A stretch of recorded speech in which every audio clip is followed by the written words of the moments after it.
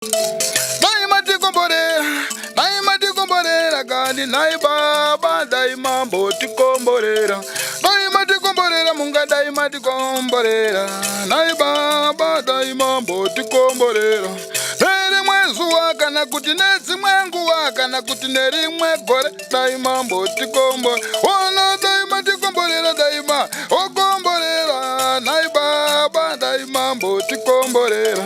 Neri mwezi wakana kuti nezi mwengu wakana kuti neri mwegore.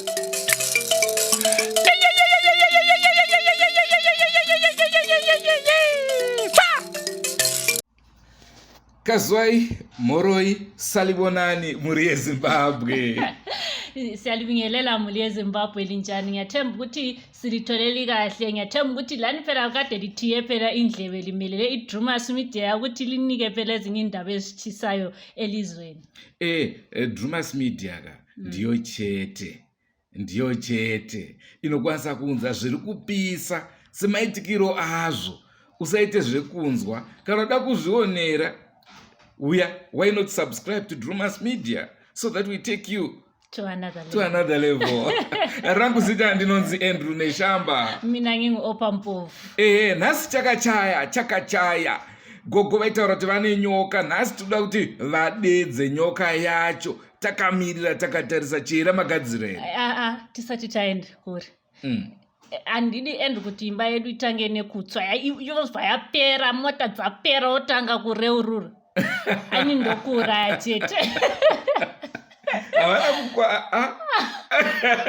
Okay. Yeah. Pudze. Tikasvika edu muri Zimbabwe but ndozviri kutoitika mufunge. Nyaya inonzwisa tsitsi. Tangoti kati mbowe dzakakuunza morari mamuri because kuti mungogara muchingori mumudhu yekutya hazvingafambi. Ndezvenyoka kaizvi. Lapha phela namhlanje sikhona ngale phela eMsami ugogo usekhuluma ke ukuthi hayi mina inyoka nilayo. Vanayo nyoka. Nhasi uno regai tivati vambotishedzera nyoka ka tione. Hanzi inonzi madhuve. Vana madhuve muriko here? Ndatenda kuti hanzi anotichira. So namhlanje indaba ekhona ukuthi ugogo uthi inyoka layo and uyena yakwanisa ukuthi eyibize. So namhlanje silapha ukuthi ezoyibize sizwe phela kuthiwa ngumadhuve. Senguva dzese, don't forget to subscribe to Drumas Media. Drumas Media taking you to another level. Hanzi ndimanjenje. Ndimanjenje. At least ndainyarira pai nachera. Muchitaura imimi muchiti yanga basa rayo ranga riri kutsvaga chikafu. Ndo patakatida kunzwisisa tine mibvunzo inokwana kuita mitatu panhau yenyoka. Pamakapiwa nyoka, makapiwa iri nyoka here kana kuti waive mushonga? Kwetikayo kazangu. Ndobva kazopinduka kuita nyoka. Ndifunga kuti vakazopinduka kuita nyoka. Muri kufungidzira here kana kuti ndaigara nakoka. Saka ndozoona yachi yanyoka. Saka semataura maita kuti vana vaisaiona nyoka iyi, imimi ndimaiona chete. Saka maiona mushonga muchiziva kuti mushonga wangu inyoka, asi vanhu vasingakwanisi kuona nyoka imimi muchiziva kuti inyoka. Ndeiziva kuti inyoka manje. Kopa kuzoti muchiti inoenda musango kana musipo pamba inenge iri musango, kwanditi mushonga wamune muchifamba nawo here inogozoenda musango sei? Kunotsvaga chikafu, kunotara chikafu. Imimi paya makati maipa chikafu 1. Kana isina kuenda, isina kubuda out, ndaisiya chikafu paifanirwa ichidyira. Paifanirwa kudyira yaingoenda wosaipapo yodya. Ini ndaitoona kuti unomadi madyiwo. Favorite food yaifarira kudya chii? Isupu nemazai. Mazai ewu. Ndambonzwa muroora achitaura kuti huku dzake dzakapera dzichidyiwa nenyoka. Ndiyo here nyoka yaidya? Kwete haisiriyo. Sei muchifunga kuti haisiriyo? Nokuti huku dzake dzakakurewa ndedzamanje kaidzi. Izvi ndezvekare. Nyoka iyi muri kutaura kuti maive nayo kare, iye zvinezvi mamusisina? Iye zvinezvi ndandisisina.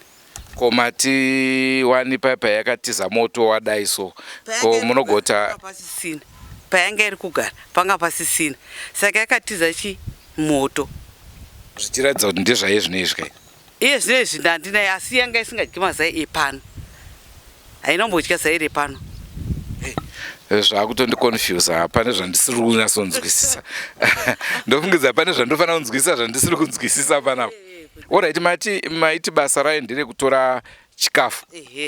Saka panapa tingati muri hurudza here mimi vanhu muchikafu munacho chakawanda stereke here?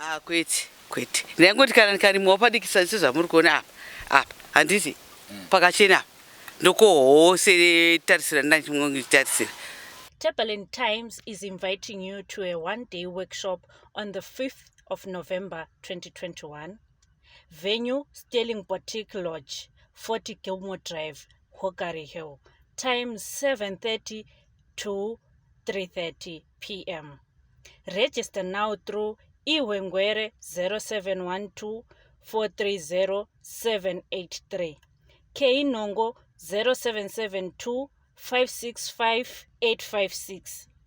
Chifamba 0716 860 533. Admission fee $35. Tebelin Times, bringing corporate brand strategies and key industry experts together for the ultimate collaborative experience on how to survive in business during Tebelin Times. Muchireva here kuti zvamaikohwa maisatoendesa kana una naGMB? Kwete kungodya chete ndiri guta.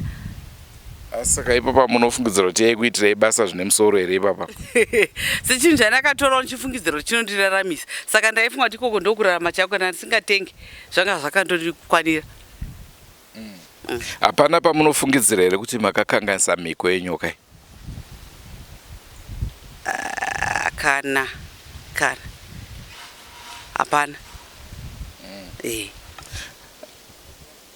Saka muri kuti mimi nyoka iyi basa rayo ranga riri rongotsvaga chikafu, hapana rimwe basa rayaishanda? Chete kwangu kudya kwangu chete. Ko matambudziko ari kusanganikwa nawo nemhuri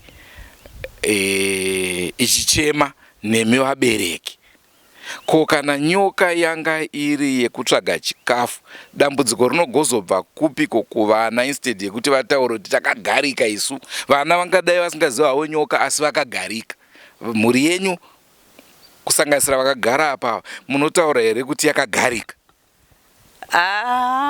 Havana kugarika asi ndiri kutenda kuti hazvisi kubva kunyoka nekuti vane musha yavo, musha une zvavo. Muri kufungidzira kuti haisi nyoka kana kuti muri kuziva kuti haisire makore ese anagara pano vangadai vakazvibata? Dzimwe nguva munhu anogona kuzvibata asi achitya kuuya kuzokudurirai kuti muri amaika wavo. Saka unganorinanga mama here kuti mama muri kunzi zvakati zvingaite? Aiwa, kana waineseka wakabata seri zvinhu zvaizvozvo, inini kumusha kwangu hakuirwe pasi patuzvitusa vaenda nekune hanzvadzi dzangu kana kuvaroora vangu wotaura senyaya vakawanda, handiti zvinhu zvogadziriswa. Sekuru vaiziva here nyoka iyi? Kwete havaiziva. Koimi zvegondwa zvaitaurwa nasekuru kuti vanaro maizviziva here? Kwete asi vanozviziva kuti sekuru vane gondwa. Kana ini ndakuzvitenda nekuti vaitamba nemunhu ane gondwa, akabatirwa gondwa nazunza, saka yavo friend yavo chaibuda nekudewo. Saka muri kufungidzira kuti vaive naro nekuda kuti shamwari yavo yakabatwa? Yave nazvo. Asi imi maisazviziva kuti vanaro? Kana ndakutoziziva turi imomo kudi mukuzvinzwa nekufamba umu. Ko kana nyoka yange ichiita basa rehupfumi hwepamba, mairegerereko kuudza varidzi vemusha kuti hona kasawira chiri kuita kuti tigare zvakanaka ndiizvi? Kana aizvo ndakaoma kuti ndizvitaure ndakasingazozivi kuti vanozozviziva here, vanozodiburitsa kuti adzimai vangu vane nyoka. Asi kasitiwo zvangobuda? Kana zvabuda hazvo zvino it's okay, ni nyoka icho handisinawo chichandesa. Chii chingape kuti tizive kuti zvechokwadi hamusisina nyoka? Unzara kamanje ndenge yakupinda. Aiwa, imimi ndimi maiona nyoka mega, handiti ka? Ndimi unoziva kuti nyoka yangu iri pakati. vamwe tese tiripo panapa hatiioni. Saka chii chinotipa isusu kuziva kuti nyoka yakutizai hamuchisina nyoka? Alright. Chiziviso manje inzara, kupinda kwenzara kuda kuzoti apa wana hapasisina chavachabata apa. Izvo hongu ingagona kunge inge yakuita nungo sezvo mamagara nayo nguva refu. Asika pamakaenda kwamadzibaba Jowa makanzi endai munouya nenyoka yenyu, mukati handina nyoka. Sei maita hamuna imi inayo? Aita endai munobata muendayo, kana imi ndingabate nyoka exactly live ichifamba nayo. Ameno ndo pamukatotizisa. Aiwa, saka ndakamurambira kuti handina nyoka. Akandipikisa. Andipikisa ndobva handipa hoko. Ndobva ndadzokera futi ndikati hoko iya makatione nyoka kai. Hapana chandakaona, handakuona nyoka. Saka makaona chii manje? Ndikati takuona moto. Ndaine mukomana wangu panapa anotikofungai. Ndakandinaye. Takafumwenda. Zvikanzi regai ndichikupa hoko iyo kunodzima moto. Inosikodzima moto, haina basa rekuti inosikodzima chete moto. Takane hoko iyo kechipiri, still moto hauna kudzima. But imi makamubhilivha kuti hoko kana yekutanga yakukonzeresai iyi yaizonge yakuzogadzirisa? Iye kandiye akataura kuti ndozvezvinoita. Takabhilivha nokuti takadzokera bheki kunomutaura kuti hoko yenyu yakubuda moto. Maiti nyoka iyi yakakura sei? Ndati 3 meters. 3 meters. Kokana alright, ndopana yachiti pane pandisiri kunzwisisa. Imimi munenge muchiona mushonga wenyu kuti wakareba 3 meters here, kuti munenge muchiona, isu tinenge tichiona uri mushonga, muchiona iri nyoka. Ini chiona iri nyoka, munogona kuonawo sezangu zvarakanga riri. Dai ranga richipo maingoona sekazangu. Saka tingatore nyoka ise mwana wenyu. Hongu. Saka which means imimi pamaimbofamba muchienda kana kumashops kana kupi, maifamba makabereka mwana wenyu? Kwete. Ndaimusiya mumba. Ko benefit yaiwanawo semwana ari kuita basa chii? Yaingodyawo zvandaisiya, zvandataura zvedu ndaibika ndichisiya mukicheni. Aiwaka, mashandiro aya asiyana nevamwe vana kaya. Aya ndiye kutsvaga pfuma. Handiti? Ichiunza mumba. Saka hapana matendero amaiita. Zvematendero anamboudzwa ini. Masungano ambotaura kuti munotoenda muchidai. Hamusi kuona here kuti pamwe ndufu dzakazoitika dzisinganzwisisike idzi ndiyo yange yakuzvitenda? Zvingangodaro, tingangofungidzira kudaro. Sepanhu pasina kufambwa kuti tione kuti vana vafamba sei. Kuri kunzi nhasi uno gogo makuudzawo mhuri yeZimbabwe pamusoro pekuve nemushonga nekushanda kwekuitirai, mungavaudza kuti zvakaipa here kana kuti zvakanaka? Mhuri yeZimbabwe ndiri kunyatsovambisa ukadzwa chinhu chichitaurwa kunzi chinokuyamura chisina mhiko, ugorega uchipiwa mhiko yokunzi kana ukachengeta chinhu unozochichengeta mukudai, unochichengeta chinhu chachimbokushandira kumazuva iwayo wozochishaya. Hazvina nekumbonaka kwese. Hazvina pundutsa, hazvina chakanaka. Asi kora nyoka ichikunzwai muchitaura kudaro, hamusi kuona kuti inogona kutsamwa iyo yaikuitirai basa? Haingatsamwi. Haingatsamwi nokuti handina zvandakaita, izvezvo yakatiza. Muri kutaura imimi kuti mhuri yeZimbabwe handikukurudzirei kuti munge muchitora mishonga yakadai. Iyo ichinzwa. Inonzwa nekuti yakawanda yakabva yawandika. Saka kuwandika kwayo kureva kuti haichabatika, haichaita, hachisina basa kwandiri, saka ndaakuzvitaura. Muri Zimbabwe muri kuzvinzwa, ndo nhau iri kutaurika pari zvino kuedza kutsvaga kuti tione kuti dambudziko remoto ringapere sei. Tinavo gogo vari kuedza kutsanangura apa kuvabvunza kwatiri kuita kuitira kakuti tizive kuti dambudziko iri kune vanobatsira vanzwe kuti chii chavangauye vachibatsira nacho gogo kuti dambudziko iri ringe richipera. Gogo tinozviziva kuti pakazhinji kacho panopiwa munhu mushonga anogona kuudzwa kuti kana kuti nyoka iyi ikafa iwe wafa. Handizvo? Iwo hawana kundiudza saizvozvo. Hawana kundipa mhiko. Nekuti sei ndiri kudaroka? Tinonzwa vamwe vanhu vanonzi pauri kunoshanda iwo nyoka iyi ya part of you handiti ka saka kana ikabatwa kana ikaurawa ikafa iyoine waita sei wafa. Saka zvaita ndibvunze mubvunzo iwoyo ndezvekuti imimi nguva yese takauya kuno handichazoti kangani mairamba nanhasi uno muri kuti yatizira musango. handisisiri kuiona handisisiri kuiona. Maita moto makaita moto vakaiona vakaona chibva bedroom ichienda kudai kuzoitsvaga hatina kuzoiona. Ipapo ndo pari kutondiomera ipapo kuti kana panapa kanzi patanga kutsva naika kana kuti kumba kwedu katanga kubvira moto isusu vana vangu vanotiza nai woenda musango kakana kune mimwe misha ndokwatoti musango moto wopera mwana wangu anoramba ari kusango iri wati anodzoka anouya kuvabereki ko achiri kupi mwana uyu yezvezvi pakadai apa pakutondirisa kuti ave anodzoka sei akutyawo moto kana kuti akatobva angoenda zvachose haindichazivi. Ko imi maimbomushedza sei mwana uyu maishandisa chii kumushedza kuti uya kuno? Iko zvino izvi mushonga wacho handisisina handidi kunyepa sokuti pari zvino nguva yacho maimushedza sei? ndaingoshedza ndaingofuga mandoomberera kuti madhuwe tiuya kubasa. Ehe. Saka zvaizoreva here gogo kuti inini ndaigona kuuya kwamuri ndokutukai murimbwa yemunhu imimi makadaiso handiti nyoka iripo yondiregerera? Hapana zvayaimboita. Sei? Kana musoja kauye? Aiwa musoja asi hapana zvaaita. Masoja ariko asi kune vamwe vasingaendiwo kupfuti. Okay. Mwana anoona vabereki vachirohwa akangotarisa hake kuti vabereki vangu vari kurohwa hainini uko handiko andityawo kufaka.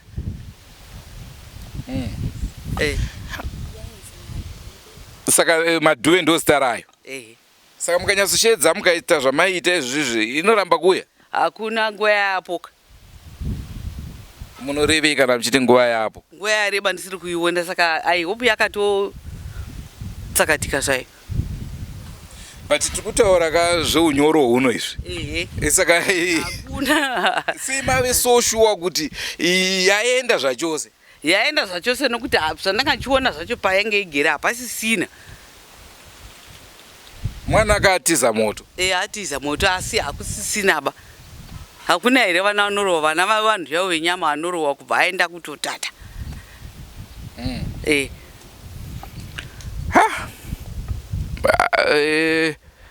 Chokwadi gogo ndimunochiziva. Saka zvamuchataura imimi ndo zvatinoita sei?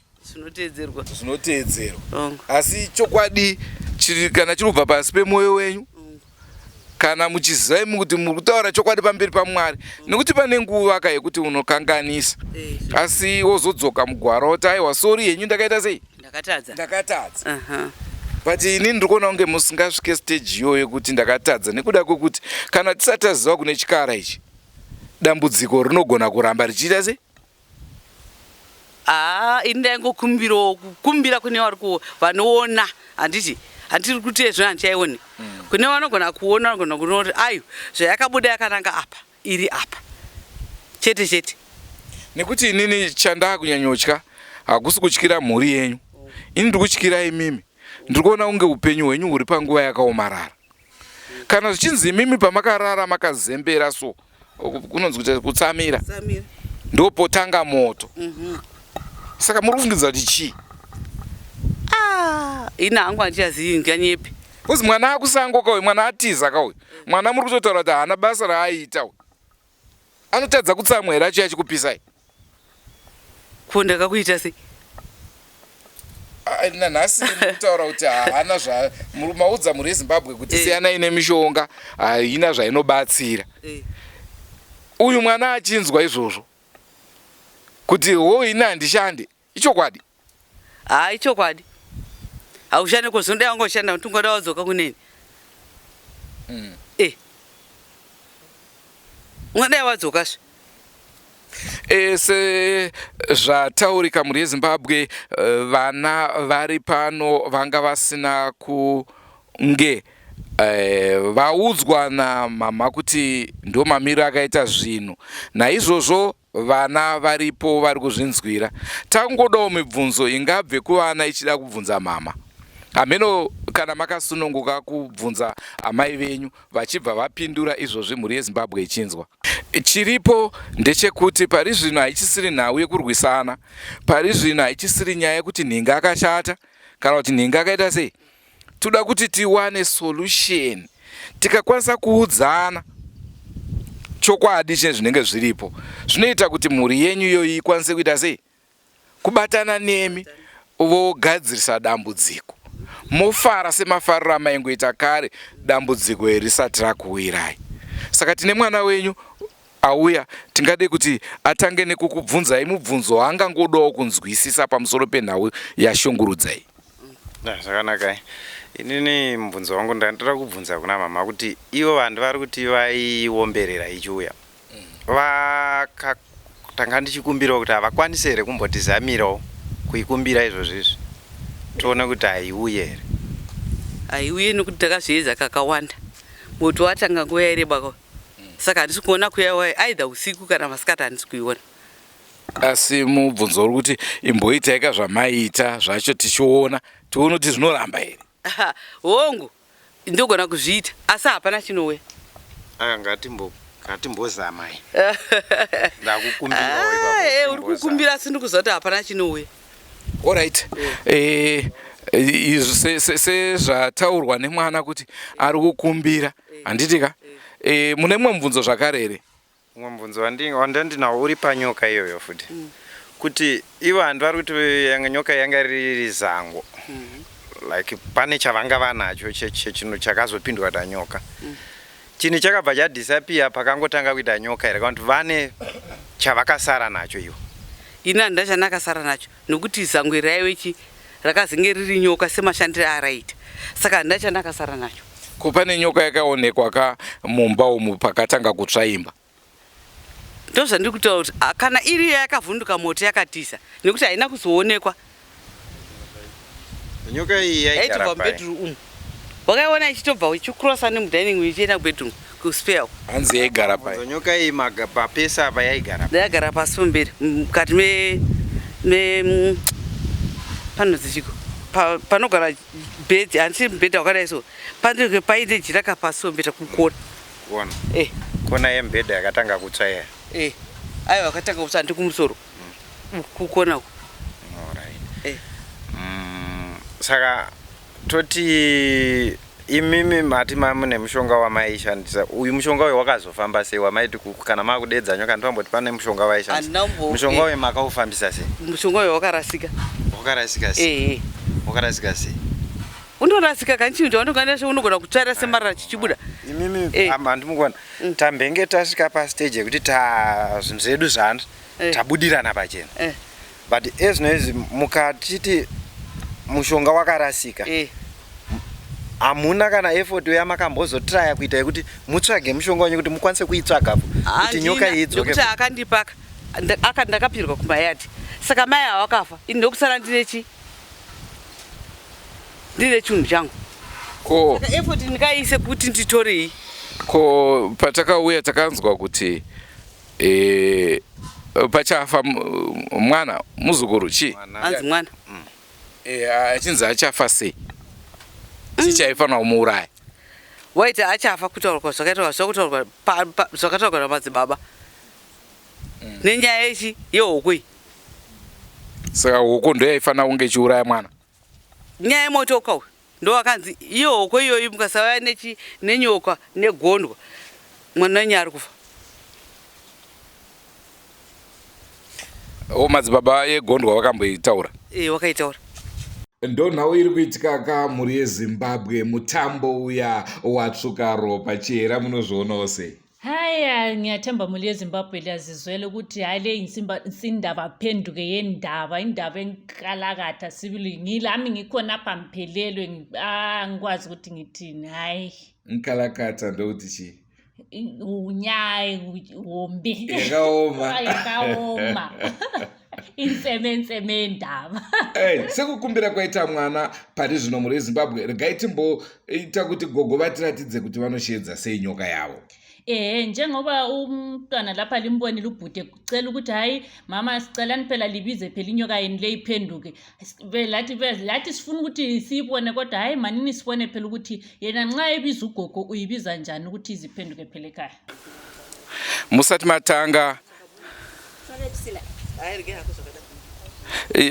matanga kutiratidza zvamaita, ndanga ndichida kunzwisa kuti sei yainzi madhuwe musina kuipa zita rekuti shumba kana kuti soko. Taida kuziva kuti madhuwe nekuti akandipawo chaira dhuwe.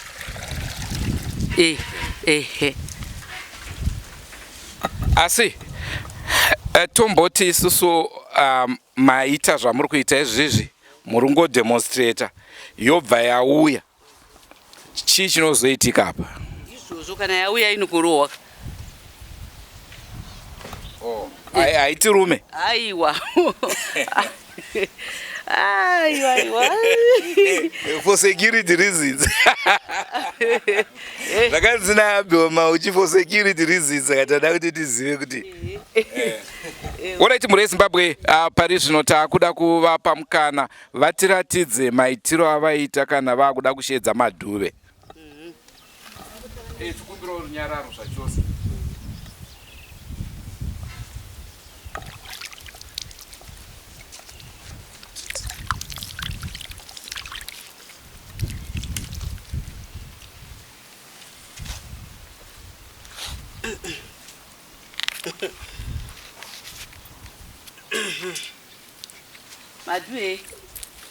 Madhuwe yakashamwari uya uonekwe panoda kukuona usikakuzive yationi kana wari kubva kure mvura yekunwira iyi ndakuisira apa.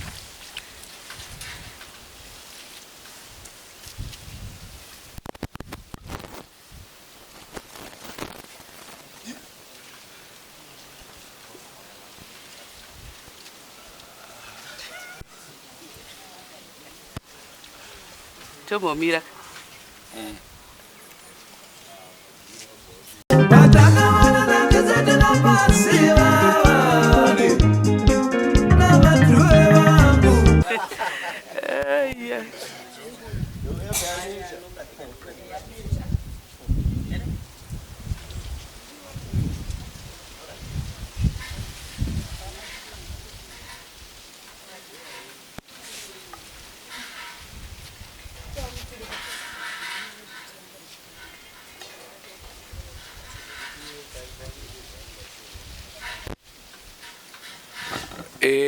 Sezvo mambotaura kuti isusu hatiioni, pamwe munogona kunge muri kuiona mega nai? Hamuna chiri. Ndakatarisa mudhishi. Inofanira kupinda mudhishi.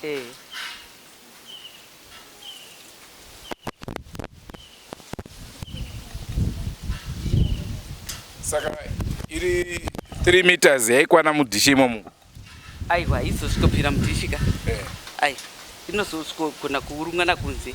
Kana kungoungana ndozoti yawe. Varume madhuwe wangu, muzondare madhuwe wangu. Varume madhuwe wangu, muzondare madhuwe wangu. Nyaya yacho iri kuitika mhuri yeZimbabwe. Hanzi madhuwe wangu, usatore madhuwe wangu, gogo varambirana madhuwe awo chihera, muri kuzoona sei? Hayi phela khanya kunzima kakhulu. Ngiyathemba lezwa mlaleli, lezwa balaleli ukuthi hayi ugogo lapha silibonini ukuthi ezama ukuthi ebiza inyoka yakhe but hayi khanya inganayo ibuyi. So asikwazi ukuthi ayibuyi inyoka o usebenzise izinto eziright yini ukuthi nxa eyibize nxa eyifuna njengazonke izisuku. Tingati vazukuru vagogo vana vazhinji vacho vamwe ndokwana bamukuru vamwe ndokwana bamunini. Vana vavo gogo vakatiza vari kuHarare, saka vana vari kubvunza mibvunzo ava vana bamunini kana vana bamukuru. Saka naizvozvo vakawandisa tichakupai program yacho Stay With Us, rambai muinesu. Ngiyathemba njengoba libonile lo othe ebuza ngale ekuqaliseni nguba umntaka abamncane so abakhona khathesi ngabantu abakabamncane abanye ngabakabamdala akhoze abantu abakagogo abaningi babaleka baya ngaphi baya Harare so akuningi abanye imbuzo ezathu kubuya hlalani phela lile Drumas Media lapha sizalinika ke lihlale libone sebebuza imibuzo eminingi ugogo la yazathi kuyiphendula eminye la imbuzo lisazibonela ndimbokuyimbeleka Jira Jira wangu Mzamtore Jira hayo nasandili kuyimbira pane nyoka senkwazise muri Zimbabwe tinokurudzira kusubscribe kuDrumas Media. Drumas Media taking you to another level. Mirirai chirongwa chiri kuuya mangwana chaiwo patinenge chikuudzai tichikupai mimwe mibvunzo yavaipiwa nemapindiro avakaita nekuti nyaya yacho pari zvino yapapi. So mlaleli hlala phela ule Drumas Media kusasa nje sibuya sesiqedisa phela indaba yethu leli uzizwela imbuzo eyabikhona. Goodbye my friends. Goodbye my friends. Wakamboonana tichazoonana nerimwe zuva hama dzangu. Goodbye my friends. Goodbye my friends. Wakamboonana tichazoonana nerimwe zuva hama dzangu. Ini ndokwenda kubasa kwangu. Iwe makiwe mkaranga.